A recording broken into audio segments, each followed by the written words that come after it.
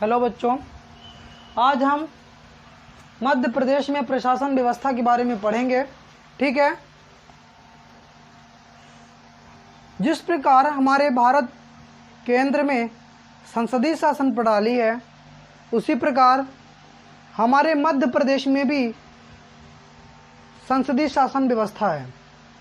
जिस प्रकार अगर हम बातें करें, हमारा भारत देश संसद के माध्यम से चलता है। पूरी प्रक्रिया जैसे राष्ट्रपति, प्रधानमंत्री, सर्वोच्च न्यायालय के मुख्य न्यायाधीश, महाधिवक्ता कार्य करते रहते हैं, उसी प्रकार सभी राज्यों में भी संसदीय शासन की व्यवस्था की गई है। ठीक है। आज हम देखेंगे मध्य प्रदेश में शासन व्यवस्था, अर्थात मध्य प्रदेश में प्रशासन व्यवस्था। ठीक है। मध्य प्रदेश के प्रशासन की व्यवस्था के प्रमुख 5 अंग हैं, जिनके अंतर्गत पूरा काम किया जाता है। ठीक है। पहले में है राज्य की विधायिका।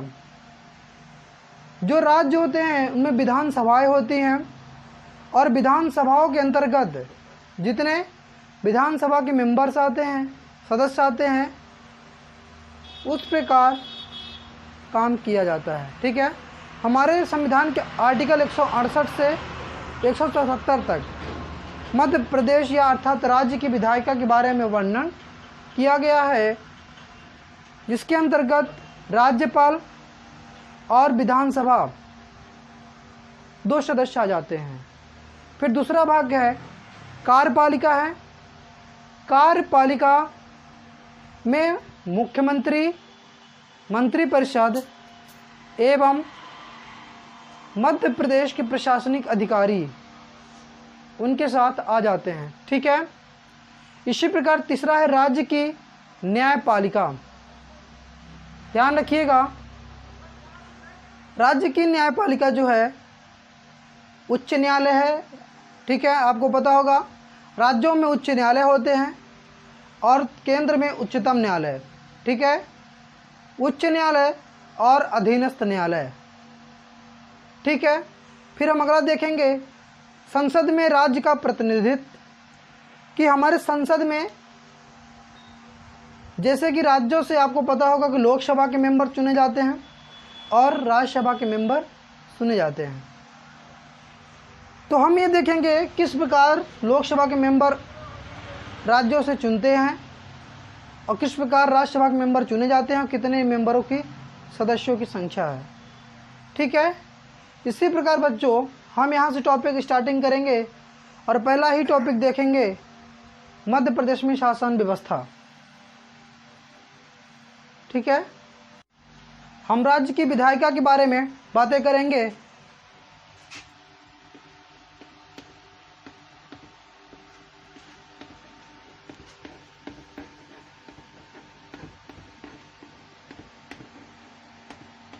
ठीक है। ध्यान रखिएगा बच्चों, जो राज्य की विधायिका है मध्य प्रदेश, अर्थात हमारे भारत में मध्य प्रदेश राज्य में एक सदनात्मक विधायिका है। इस ध्यान रखिएगा, एक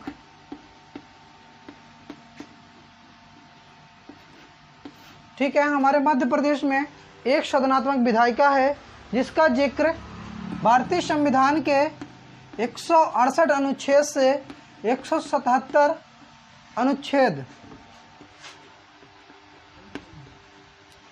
अनुच्छेद के मध्य प्रावधान किया गया है। ठीक है। हम देखेंगे मध्य प्रदेश में विधायिका को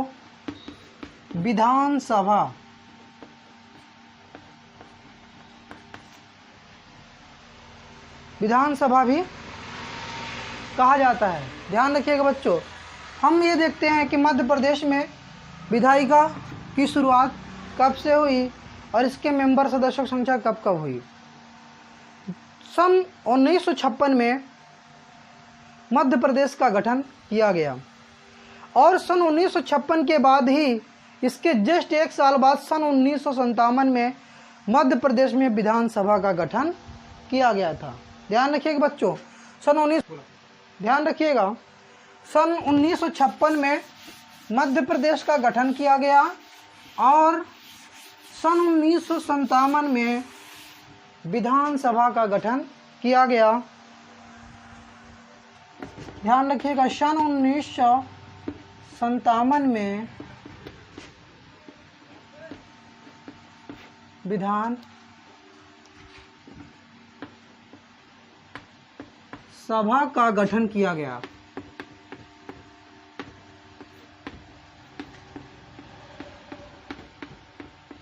ध्यान रखिएगा बच्चों। और उस समय जो विधानसभा में सदस्य की संख्या हुआ करती थी, उस समय विधानसभा में सदस्यों की संख्या 288 थी।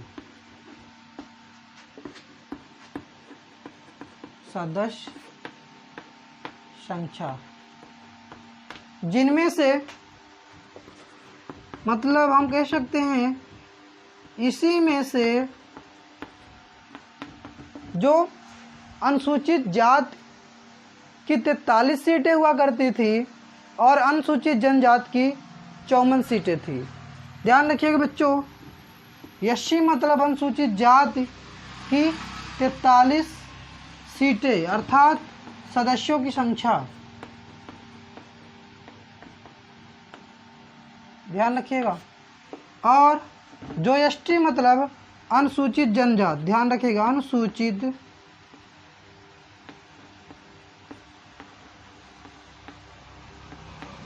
जनजाति की संख्या 54 हुआ करती थी। और जो इन दोनों को जोड़ने के बाद जितना घटेगा पूरा समान सीटें हुआ करती थी। और इसके साथ साथ आगे बढ़ते समय बीतता गया और इनमें सदस्यों की संख्या में परिवर्तन होता गया।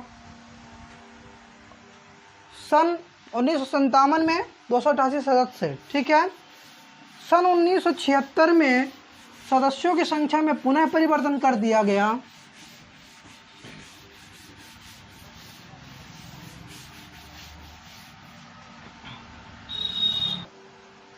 सन 1976 में विधानसभा सदस्यों की संख्या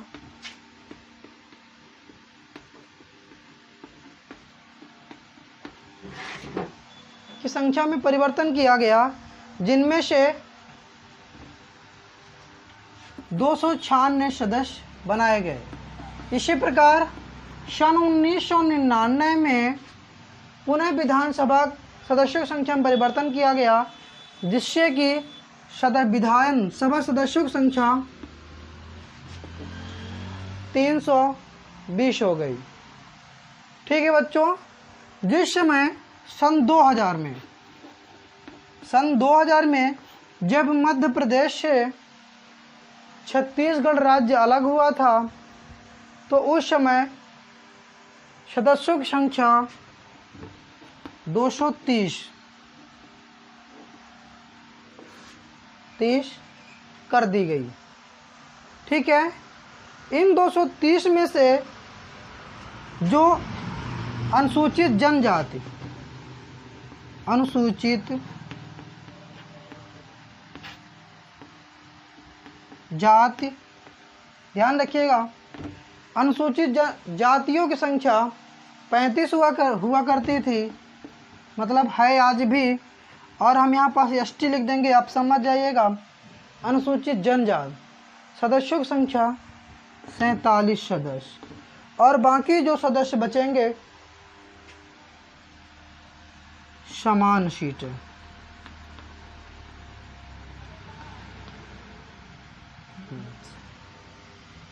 समान सीटें 100, ध्यान रखिएगा, 48 ये सदस्य थे। ध्यान रखिएगा, सदस्य।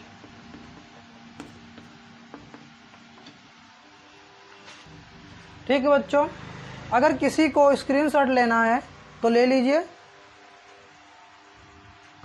चलिए, वर्तमान में मध्य प्रदेश में विधानसभा सदस्य संख्या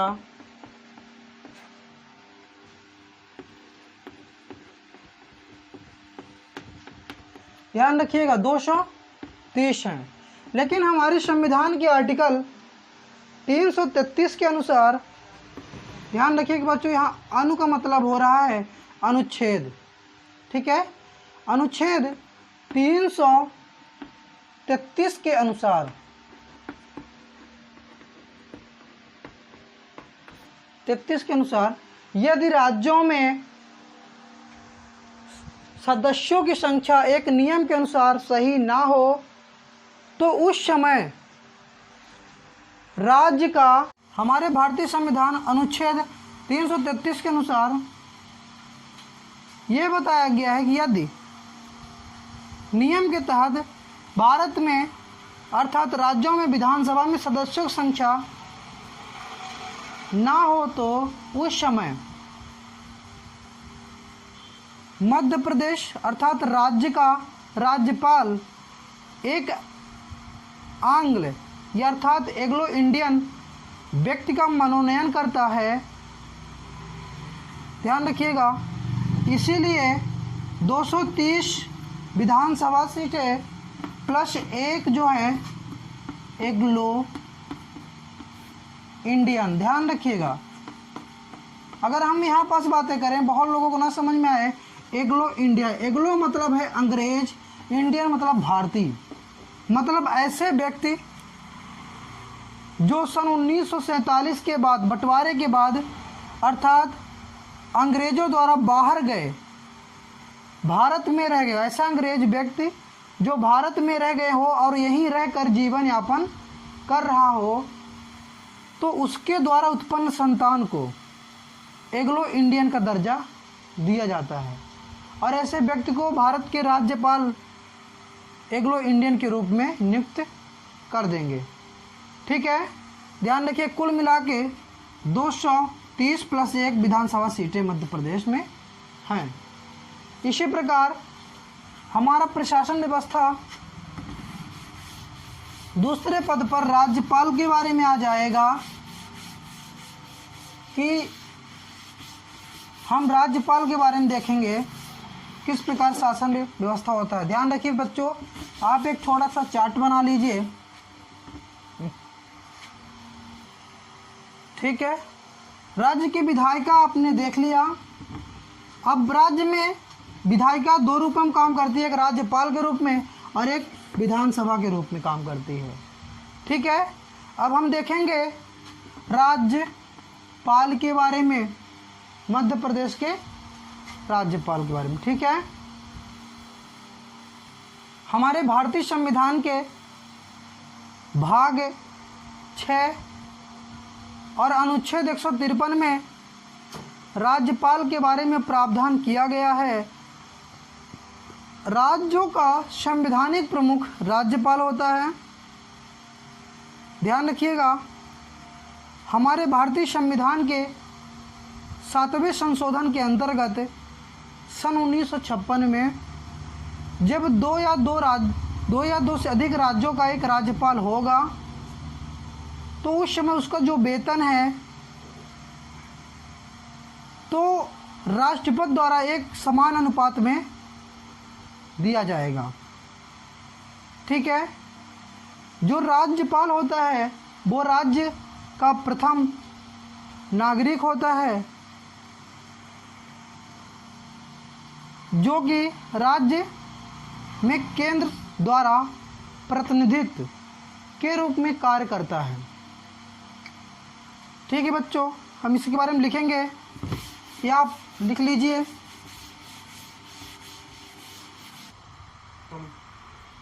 ध्यान रखिएगा बच्चों, चाकू दी, ठीक है,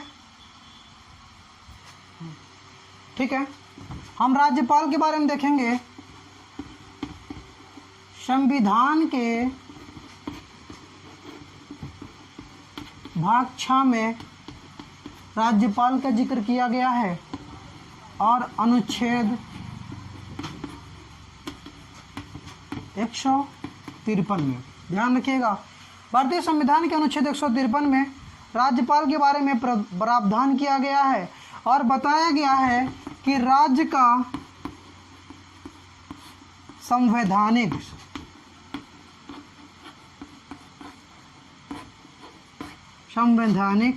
प्रमुख होगा। ध्यान रखिएगा। और इसके साथ साथ लेकिन भारतीय संविधान के 7वें संविधान संशोधन के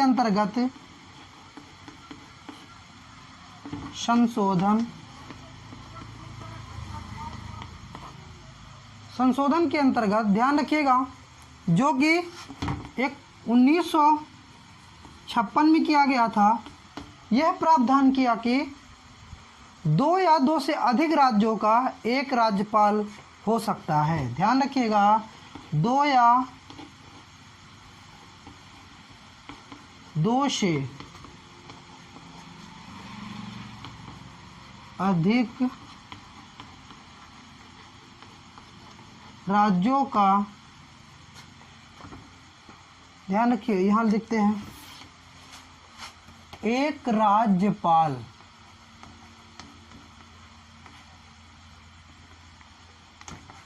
हो सकता है। हमारे भारतीय संविधान के 7वें संविधान संशोधन के तहत सन 1956 में किया गया था, इसके बारे में बताया गया है। आपसे दोबारा क्वेश्चन पूछा जाए, राज्यपाल जो होता है राज्य का प्रथम नागरिक होता है।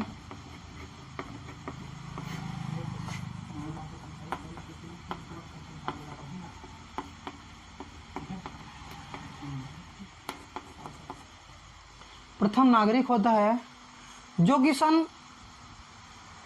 कि अनुच्छेद 154 के अंतर्गत 154 अनुच्छेद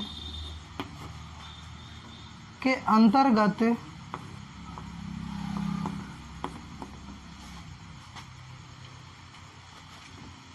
ध्यान रखिएगा, जो कि केंद्र का प्रतिनिधित्व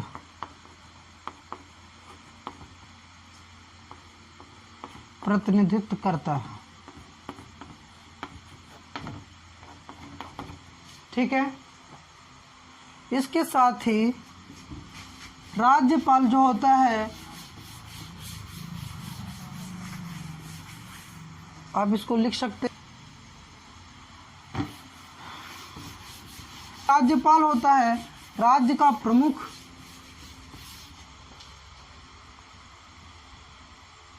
ठीक है, ध्यान रखिएगा, राज्यपाल राज्य की कार्यपालिका का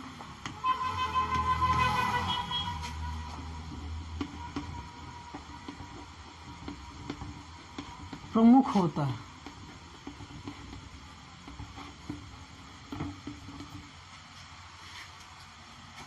ठीक है।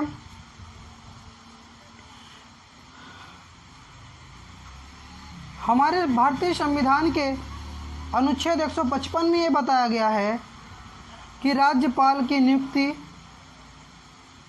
राष्ट्रपति द्वारा की जाएगी। ध्यान रखिएगा बच्चों, संविधान के अनुच्छेद 155 में राज्यपाल की नियुक्ति राष्ट्रपति द्वारा, राज्यपाल की नियुक्ति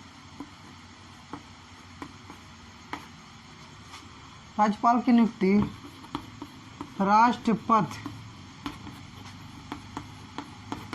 द्वारा की जाएगी। ध्यान रखिएगा, जो राज्य का राज्यपाल होता है वो मुख्यमंत्री की नियुक्ति करता है और मुख्यमंत्री के नेतृत्व में ही मंत्रिपरिषद की नियुक्ति करता है।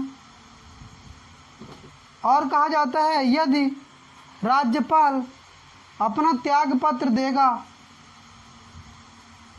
तो वो, अगर राज्यपाल का जो कार्यकाल होता है वो 5 वर्ष का होता है, और उससे पहले यदि राज्यपाल अपना त्यागपत्र देना चाहता है तो वो राष्ट्रपति को दे सकता है।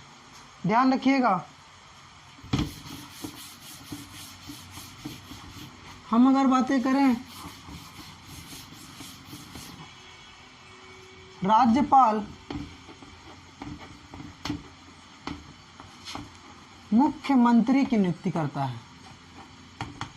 ध्यान रखिएगा, विधानसभा में जिस पार्टी में विधानसभा में सदस्यों की संख्या ज़्यादा होगी उसी से एक नेतृत्वकर्ता अर्थात मुख्यमंत्री चुना जाएगा, जो कि इसकी नियुक्ति राज्यपाल मुख्यमंत्री की नियुक्ति करता है।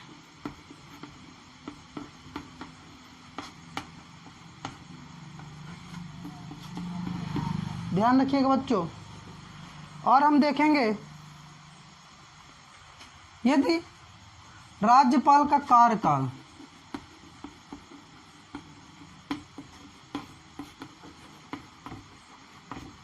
5 वर्ष,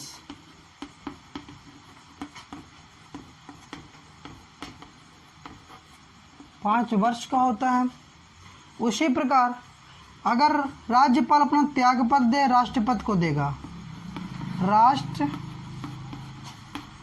को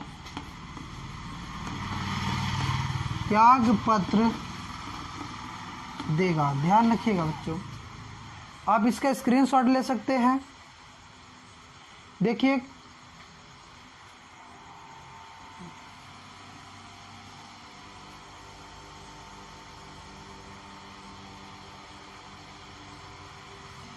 ध्यान रखिएगा बच्चों, हम देखेंगे राज्यपाल की योग्यता।